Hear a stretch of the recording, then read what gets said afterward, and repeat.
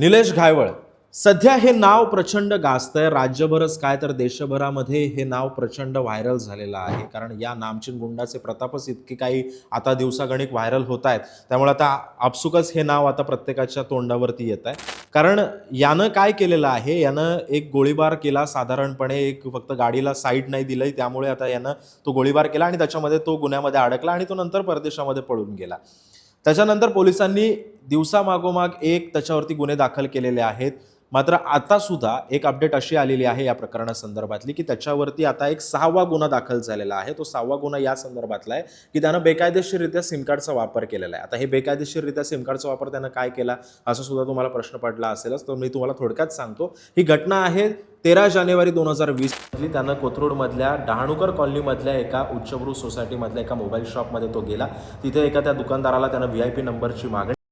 त्याच्यानंतर त्या मोबाईल दुकानदारानं त्याला सांगितलं, की बाबा तुला जर सिम कार्ड घ्यायचं असेल तर ते तू तुझ्या नावावरती घे.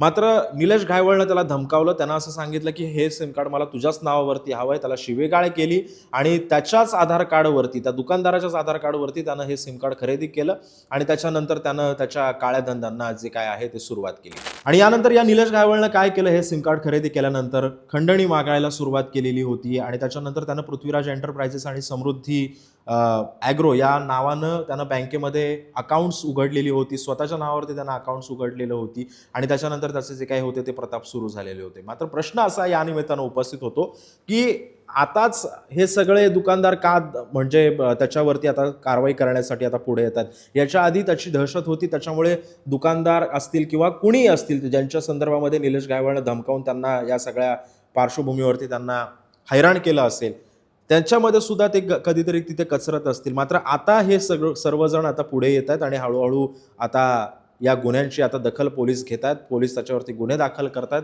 त्यामुळे आता निलेश घायवळ कधी सापडतो हे सुद्धा पाहणं महत्त्वाचं. कारण हा मोठा प्रश्न आहे, की एवढा नामचिन गुंड पोलिसांच्या हातावरती तुरी देऊन निसटून जातो. बरं, ते कुठेही जात नाही, महाराष्ट्र देशामध्ये नाही जात, तो जातो थेट परदेशामध्ये. त्याला व्हिसा मिळतो तरी कसा, असे नानाविध प्रश्न सुद्धा उपस्थित होतात. मात्र आता हा निलेश घायवळ सापडतो तरी कसा आणि आता पोलीस आता याचा शोध तरी कसा घेतात हे सुद्धा पाहणं महत्त्वाचं ठरणार आहे.